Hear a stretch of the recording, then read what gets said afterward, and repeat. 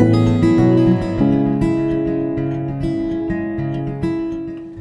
bad. Hello to all my beautiful people. The first podcast of 2023 with Unspoken, and today is a very special one. I am with the most amazing Terri. Just a little bit about how we met. We've been following each other on social media for a little while now, and 3 years. 3 years, yeah. Yeah. That's how it's been, yeah? It's been Wow, 3 years. 3 years. And I got an opportunity to speak to Terri at a funeral. First of all, I would like to say, may Allah give Dave, a good brother, the best place in heaven. It was one of the most, I witnessed one of the most beautiful send-offs I've ever seen in my whole entire life. I would like to give a shout out to the whole family, to his partner, Taisha, for doing such an amazing job. I mean, right, Terri, just let's talk about the very beginning. What do you remember about your childhood? Was it like a happy childhood? Talk to us about your mum and dad, your brothers and your siblings. Talk to us about your family. So my earliest memories would be with my mum. So it started, I think, till I was about 3, I was with her.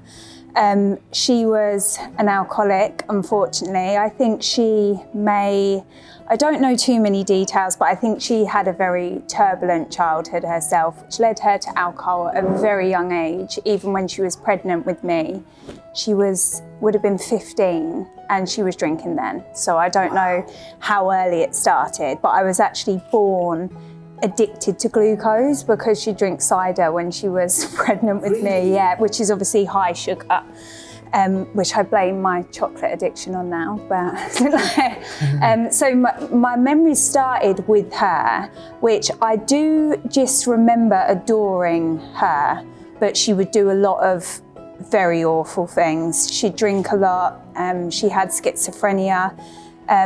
She also developed a thing called Schwarzkopf syndrome. I probably said that wrong, but it's where the front of your brain shrinks. It kind of mimics Alzheimer's, and that's due to alcohol abuse, which is quite a common thing that I don't think many people are actually aware of.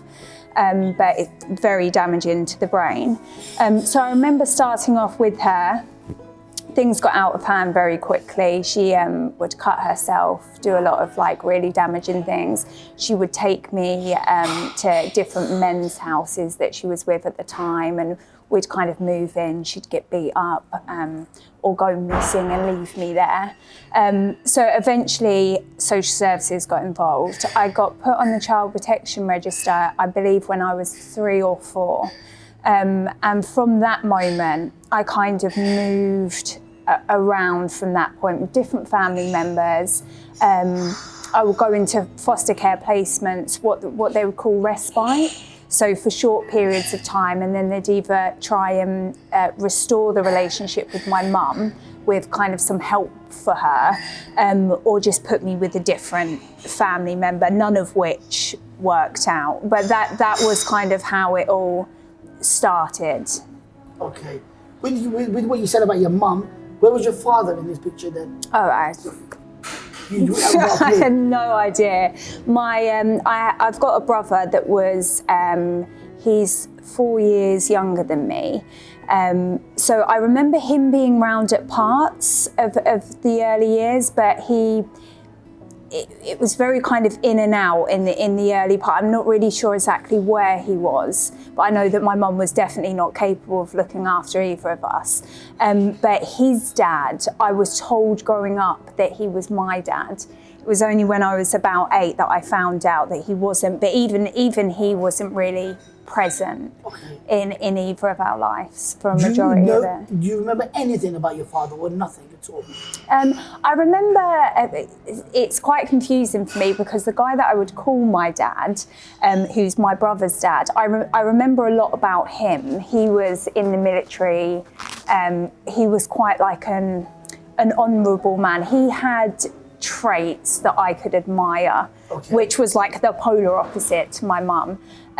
But my real dad, my biological dad, I found out about him when I was 8.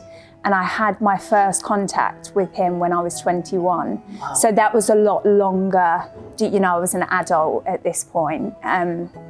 Not that 21's an adult, but I'd experienced so much in my life that I was like, I had the mind of like a 30, 40-year-old at that point when I met him. Do you know what? Strangely, growing up, I was never really impacted by the absence of a father. I think I had so much going on with my mum that I think my main focus was on that. I didn't kind of feel the lack of a father even role, to be honest with you. Wow. It was more just focusing on her. And then when I started to be taken away from her, I started to quite quickly feel even a disconnect from her and this kind of feeling of being alone quite quickly. I think because we never had the normal mother-daughter relationship, I was caring for her from the youngest age. And whenever social services would put me back with her, it was always me, you know, making sure she didn't hurt herself or making sure she'd eaten. So I think that I kind of felt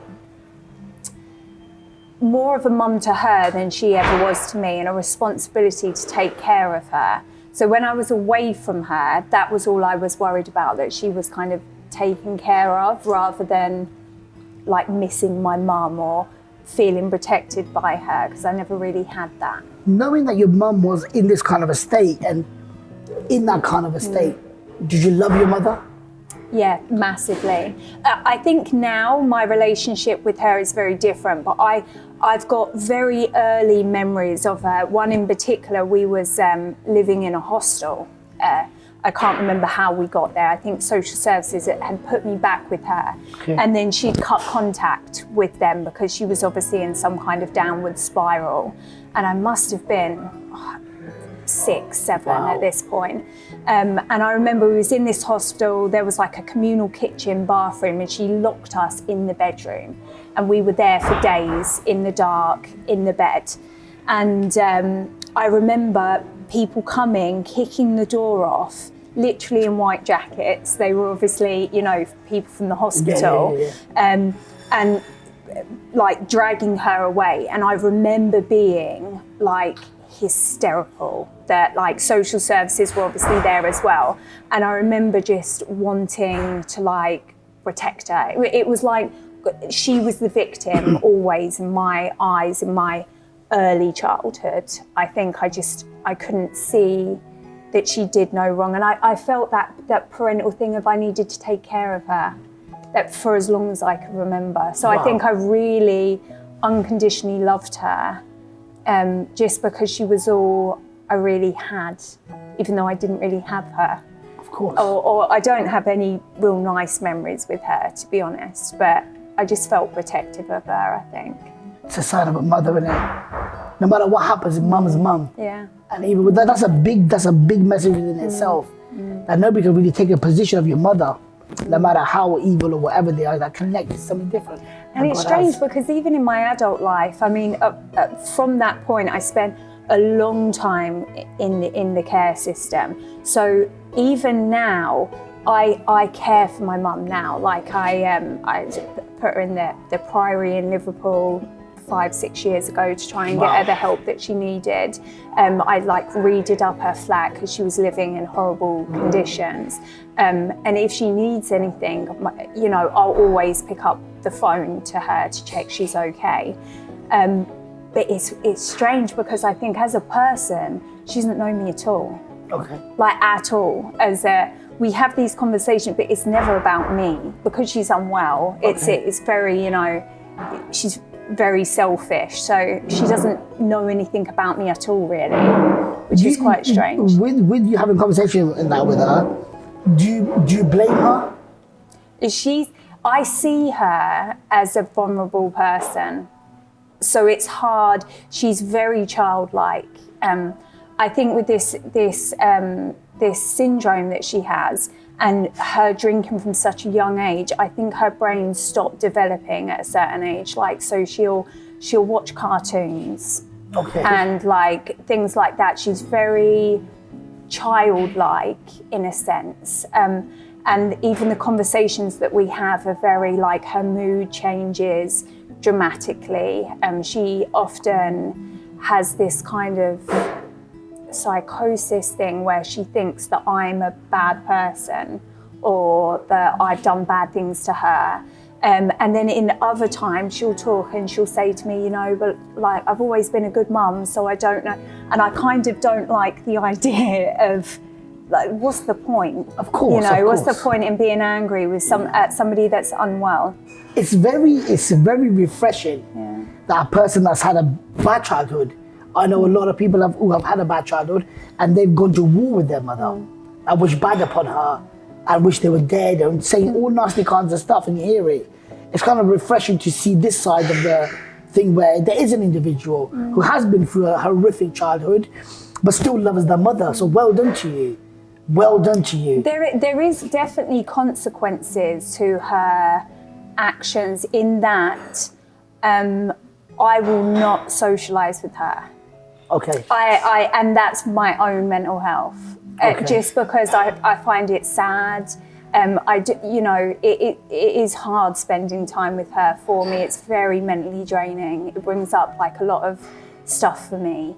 So I won't socialise. I don't go around there and drink cups of tea with her. I'll pick up the phone if she needs help. I'll come. But aside from that, it's not like you know, like I'll pop round on a Sunday kind of thing. Just because I can't handle it. When you see like, we just come off of Christmas and New Year's Day and birthdays, and does that, say on your birthday or when Christmas comes, do you wish that your relationship with your mother and you had a family like that, does it affect you at that time?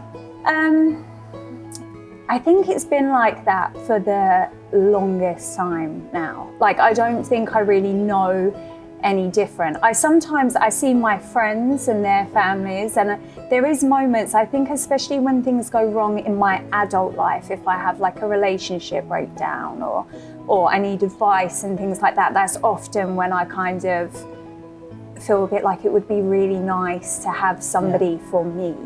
I'm lucky in that my friends' parents I'm very close with, so I do have a lot of kind of older parent-like figures in my life, but I'm aware that it's very different to having somebody who's, you know, you can't replace a parent really. In your darkest times, like I'm proper tired of my dad. If anything happens, it's dad. Dad.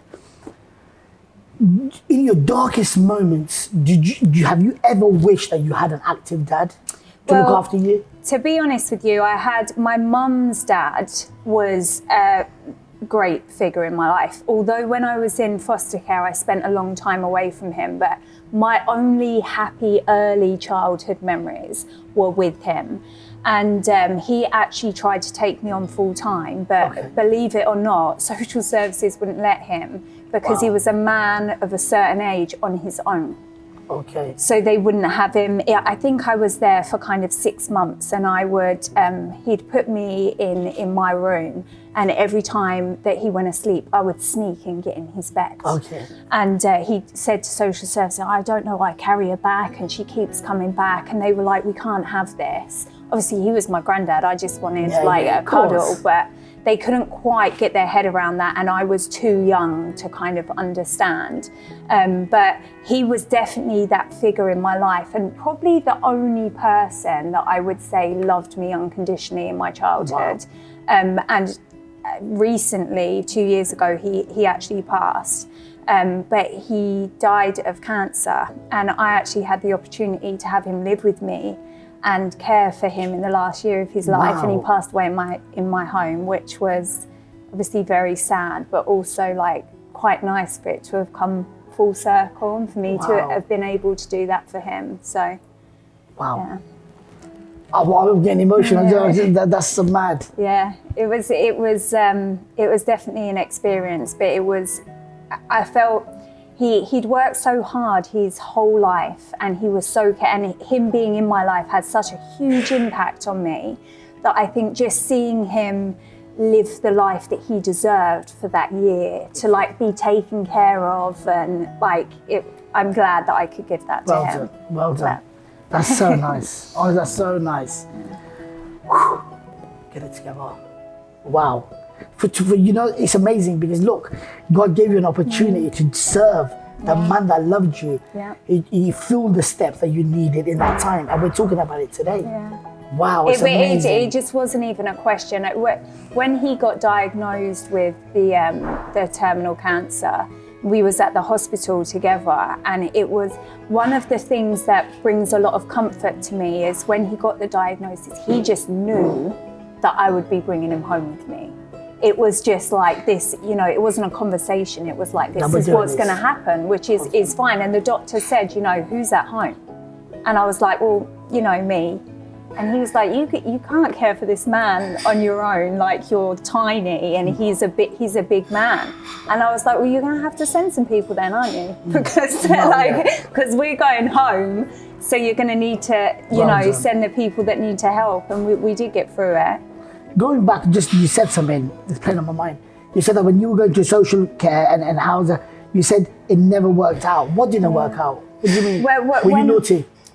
Yes. Yeah. Were you naughty kid? Yeah. Do you know what? I wasn't particularly naughty now on reflection, but growing up, my mum's side of the family were very toxic, especially the women. Okay. Every woman on my mum's side of the family is an alcoholic, like my nan, my aunt. They were all, it was very toxic.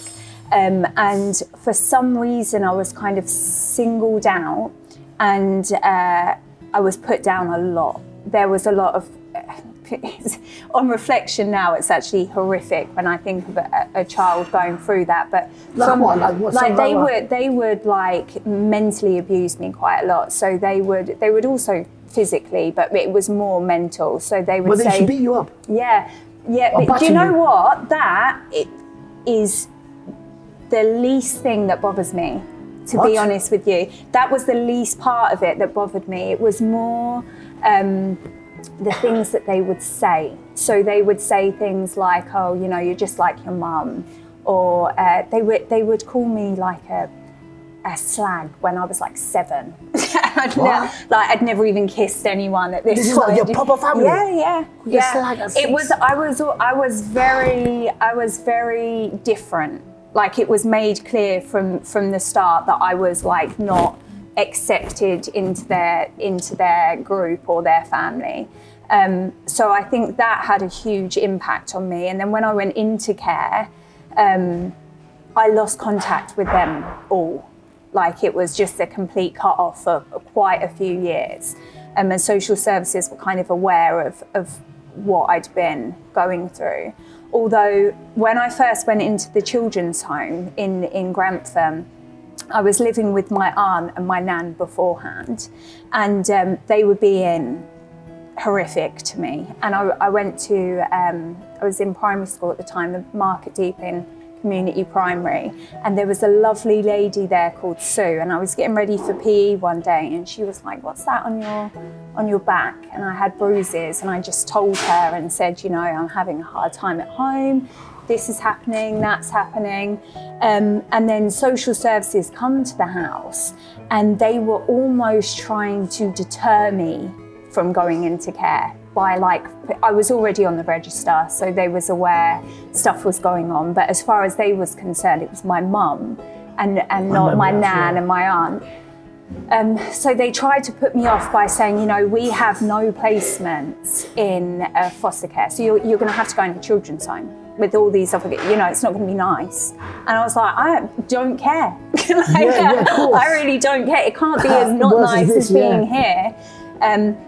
And my nan and my aunt they would switch this show on whenever anyone else was present, which was just like, they were these great people. And I'd be sitting there thinking, come on, do your thing that you do every day.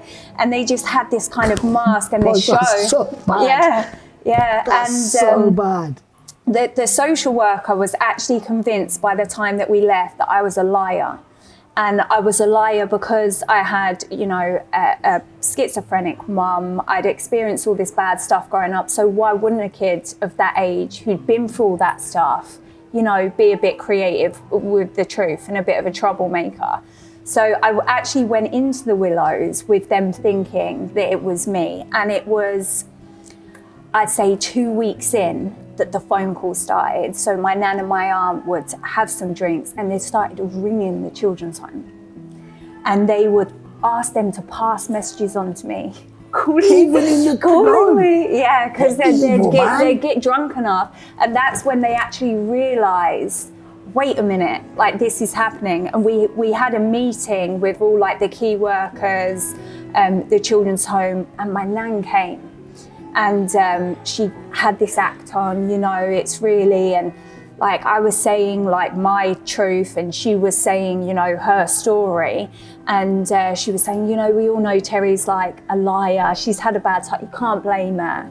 And the social worker went, actually, we've got recordings of you calling in and saying X, and her face just changed and she walked out.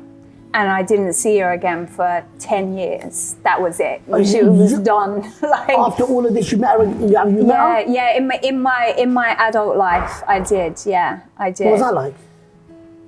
That must have been a bit weird, right? Yeah, it's difficult because like my aunt and my nan, I've both seen in my adult life, and there's no acknowledgement of what happened. And I made it my business to learn about, you know, psychology, why people do things, how to deal with certain things. I made that my business to like heal myself. So in my adult life, seeing them, it was like, you know, I could see everything plain as day. It was what made you go back to somebody like? I didn't go back to them as such. It was my brother was still in that situation. So through having contact with him and my cousins, I kind of encountered them a bit. Not a lot of change, like my aunt would make, you know, comment. Yeah, even as like a full-grown woman, she would make comments that like they were a lot more subtle, don't get me wrong, but she'd be like, oh, you're looking like tired and you've got a bit fat. Like, you know, still not married, like that kind of thing, like where it was on a lot lower level because I wouldn't have tolerated it. But yeah, it was definitely still there. And then obviously when my granddad got ill, my aunt had to be around. I had to kind of swallow that for my granddad because that was his daughter. Honestly, she was so nice. I had to have her in the house and everything. It was a lot. It was a lot. I tell you what, as an individual, as a human being, hats off to you, because I'm telling you, and people will know when they hear this, it's toxic, man. You're not going to go back there, but you've gone back there. You've had it from your mum, no dad, a man that served you well as a father. You got to look after him, so well done. Then your nan and your auntie treating you like evil, like bad, because everybody knows, man, nans and grandmothers have survived, man. Can't wait to see my nanny and you know what I mean? Your grandparents are always loving, but you even had it back there. Yeah. But what it shows here is you as a character, things are not normally, you don't have to take things back. Let's not go to war in your head. As you said, you want to study psychology, you seem like a very intelligent woman. In fact, you are. What am I talking about? You are a very intelligent woman. To shake my soul like the way you have with what you've said loads of times, yeah, it's kind of affected me in a way where it's changed my life in the way I look at things differently, just by the stuff that you've said. Today's even more in depth. We've spoken about your childhood and stuff. I just want to ask you, like, what is the most dramatic and the most emotional thing that's happened to you and it kind of affects your life right now? If you could say one thing that is like a flashback, what is it? I think, to be honest, I have a lot of horrific memories that are, you know, of really traumatic things that happened that definitely shaped me. But I think the one thing was probably kind of finding my faith, I think. Even though I was too young to understand what it was exactly, when I was living in the children's home, I had done everything that I could to try and get to London, where my brother's dad mum lived. And in my head, I was like, if I get to London, everything's going to be better. And I can be there. I know people there. It's going to be all good. But unfortunately, my nan couldn't take me. And she said, there is absolutely no way that I can have her. And I was scheduled to move out of the children's home that I was in and go to an all-girls children's home where I would stay for the rest of my time in care, called, I think it was St. Anne's. And I was like desperate not to go there. I'd used all my cards at this point. Not to go there. Not to. I tried everything. Why? Because I didn't want to live in a children's home for the whole, like I wanted to go into foster care or like be in a bit of a family. Like a children's home is a very... It's horrible, it's evil in there. It's scary in there. It's really scary. Did you get bullied in that and all that? I got bullied I see a lot of bad things. I was quite a feisty kid, so it didn't go too far, but it's like a prison. The rooms are like very plain and undecorated. You're just a number. Wow. Do you know, like it is in a sense, it's like a prison. They try and make it a bit nicer than that, but it's like there was kids coming and going, and if like a kid had been sexually abused, it was like, don't touch that kid, don't be in a room alone with that kid, don't make eye contact with this kid. And it was just like, it was not a home. Wow. It wasn't a home. It was very much a system. And I had in my head that foster care was going to be very different to that, which it wasn't. But I thought it was probably a better alternative to a children's home. I think that they're actually trying to get rid of children's homes altogether now. Well, the way you're talking about it, they should. Yeah. But the thing is, in a children's home, there's a lot of people bearing witness to stuff. So there's always like 3 members of staff on at a time. And then you have like key workers, social workers, like care workers coming in all the time and checking up. And there's other children there as well. So there's a lot of people like bearing witness to exactly what's happening. In foster care, that's not the case. Okay. So it's like, it's very isolating when your social worker comes to the home to speak to you in foster care. Your foster carers are there, or you're living in somebody's house, and even if they pull you to the side and go, how is it here? You're scared to go, well, actually, they're shutting me in a room a lot of the time, or, I have to eat dinner at a different table to their family, or, things like that. It's very hard to say that because you think, right, you're leaving in a moment and I'm going to be left in this person's home on my own. So I think kind of a lot goes unsaid in foster care. Horrible. I had foster parents that were like, on cocaine. Like, and these are foster carers. How did they get through the medical system? Yeah, like they get through. Yeah, they get through. Like they get through. Like honestly, it's bad, man. There's a lot of money in foster caring. I know. And that is the problem. There's a lot of money in it. So people will see it as a job rather than caring, I think. But there are so many loving families out there. I know. But decide there's more bad than good. Yeah. And it kind of upsets me that blessed, like a little child come to you. Yeah. You do extra with this child than your own kids. If you look, man, it's come from another, let's build you up, man. Let's give you some love. Come and eat with us, man. Like there's no difference between my kids and you. Come on. Yeah. That kind of thing in my head. But in my head, it's like, what's the point in doing it otherwise? Exactly, but money, as you said, you get paid, it covers bills. It does your little thing, one kid after another, you don't really care, which is wrong. This is why it's so important. Today's podcast is so important that we need to change this. If you don't tell your story like you've done today, and it is hard, it's tough. Even me thinking about it, I'm emotional inside thinking, whoa, man. Do you know what inspires me the most? Is looking at you today. Thank you. Looking at you today, and I think to myself, no love from the family. You don't even know what love means. You don't trust anybody. But in your mind somewhere, even if it was 6, 7, 8, 9, you had it in the back of your mind thinking, well, this, I ain't gonna end up like this. I'm gonna do something with my life. What period of your time was it?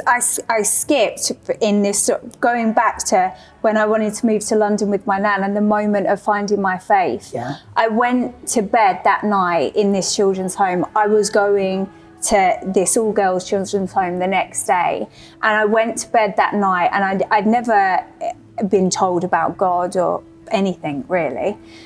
And I went to bed that night and I was hysterical. I was panicked. What am I going to do? And I prayed. I didn't really know that I was praying, but I was almost making a negotiation in my head with God, who was the only person that I could speak to. Cool. And I kind of said, you know, if you can just make it so I can go to London, like I promise I'm going to do better. Because up until that point, I was very selfish, understandably, because it was me against everyone else in my eyes. And if it was me against you at that point in my life, then sorry, but like you're going down kind of thing. So I think I made this negotiation with God, like, if you can just do this for me, like I can't go there, and, you know, I will change. And I will care more for others, I'll do more for others, I'll be better. And the next morning, I'd completely forgot about it, and I walked down the stairs and my social worker was at the bottom of the stairs, and she said, Terri, your nan's wrong from London and she's going to take you. Wow. And I instantly knew that like something had happened, like this was my connection to something greater, I think. And I did, from that point, I honestly did. I'm not saying I've been perfect by any means, but I honestly did change my outlook massively from that moment. And London, to be fair, didn't actually work out well. And I didn't stay at my nan's for very long, and I ended up going back into foster care there. But it was the whole journey of that really impacted me, I think. And just feeling like there was, I don't know, there was something bigger that was there for me, because I'd been alone, but I just had this sense of like, you're not completely alone if you just tap into what's there. So really, this journey you've tackled on your own, really. Yeah. Nobody saved you. Yeah. But God, right? Yeah. Wow. Through all of this journey of your childhood and what's happened, and where are you today? Talk to us about today. Where are you at? What's going on with you? To be honest with you, I can't say that I have a very lovely life now. I'm like blessed in so many ways. I can't say that I completely escaped, you know, scratch free from it, because as I said, I made it my business to educate myself in psychology on like thought patterns, childhood trauma, so that I could like, you know, make myself better. But I think I definitely see daily really traits of the trauma that I've experienced like play out in my actual life. Normally in my romantic relationships, I would say. I also have like abandonment issues massively, but I'm so aware of them. What do you mean? I think that the people that I choose to have relationships with, which is rare, are normally people that need healing. Okay. I think. And I think that is a result of my trauma, I think. Okay. And like trying to fix someone that's a bit broken. So people that come into your life are normally just like looking for care and like no, broken not normally. mash up. Yeah, like they've got their own Mash trauma up is in the right word? in a certain Mash up way. is a good word. Yeah, I would Mash go up with that. shit. Yeah. Idiots. And it's like I said to you the other day, you know, looking at romantic partners or people in general, I find that if you've had slight trauma in your life, you know, if you've got a mum that's like absent or like not emotionally available for you, or you've experienced like a couple of bad things here and there that kind of set you apart from a perfect childhood, I think that you kind of break a bit and you become a little bit vulnerable. Whereas I find people that have experienced like severe trauma kind of break and then heal back together, and it's almost like scar tissue, and it's quite a lot stronger. I find with the people that I've encountered, the people that have experienced the worst stuff, deal a lot better with life now than people that have had this kind of, like, everyone's trauma's big trauma, but I think where they've had almost like the best of both. Like, bad times were all I knew growing up, but I think for children that have kind of, like loving moments with their parents and then, trauma moments, I think they become very fragile adults in my experience, and they're normally the people that I end up having relationships with. And did they last or not? I've had kind of three serious relationships. They've all lasted a fair while, and I think my most recent one, I kind of chose that because I didn't see the trauma in him, and it was only as the relationship progressed that I started to see that there was definitely things that he hadn't dealt with, and was definitely more fragile than I was, I think. Okay. And I think that's definitely something to look out for 100%, just for people that you interact with. Normally, children that have had some kind of, traumatic childhood or trauma in their childhood normally seek out unhealthy relationships, which is, where domestic abuse comes in and things like that, because I think normally your self-worth is quite low. Of course. If you've kind of come out of a situation like that. Wow. Before we go to the next question, I swear there's a leak here. Yeah, I think so. I first thought you were spitting, but it's not you, There isn't there? I will get it. Shower on me, man. Your vision. Where do you see yourself in the next 3 years? With all this happening, I know you're strong now, and you're so inspiring, and it's so amazing. Where do you see yourself? What's your goal for the next 3 years, 4 years? I think happiness to me, which is ultimately what I want, happiness to me is helping other people. And that's definitely something that I've learned throughout the last 8 years. I would say it's become very, very important to me.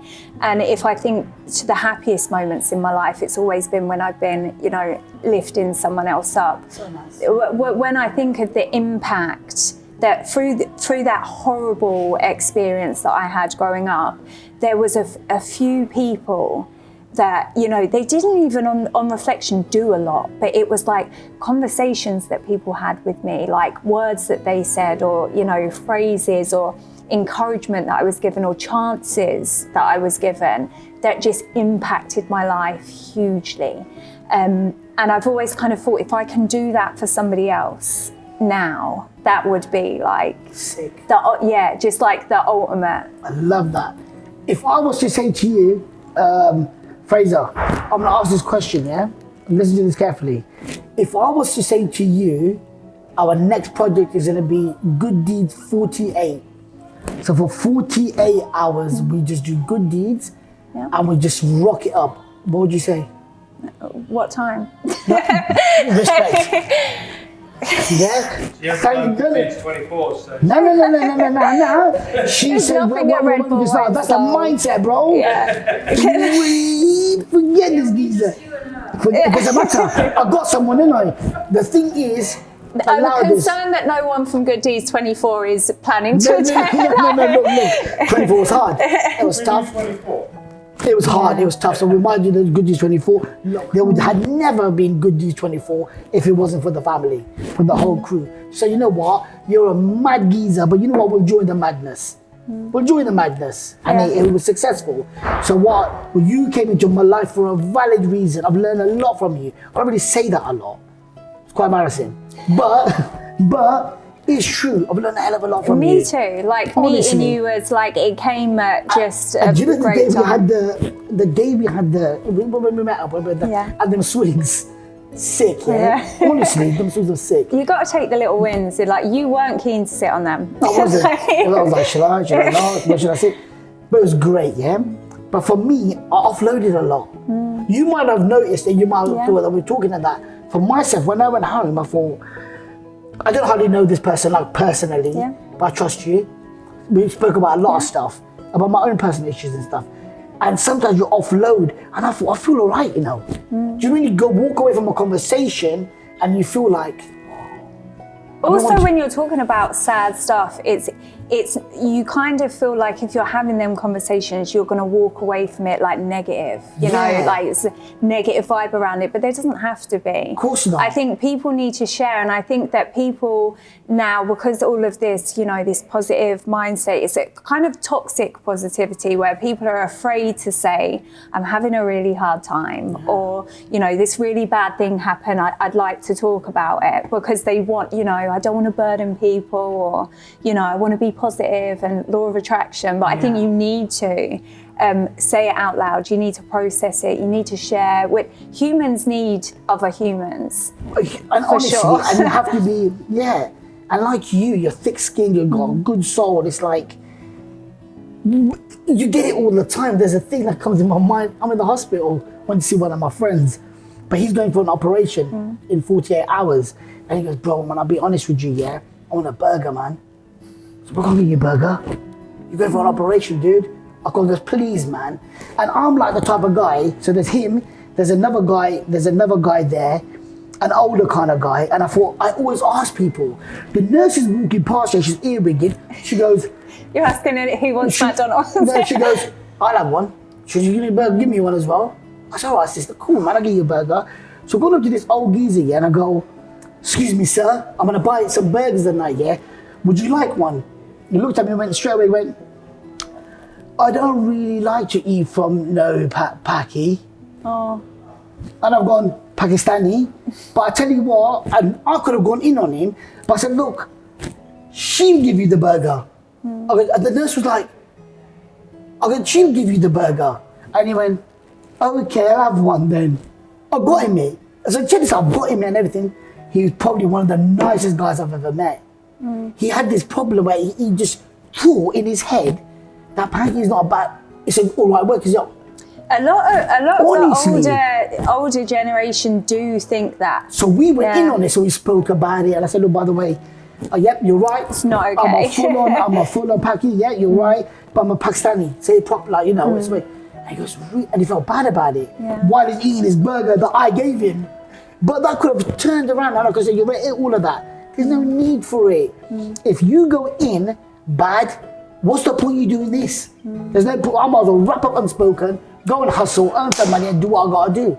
You can't just help often it's the people I find in life that are, acting a little unsavory that need the help the most. Of course. Because hurt people hurt people. Yes. So there you go. I think like write that down.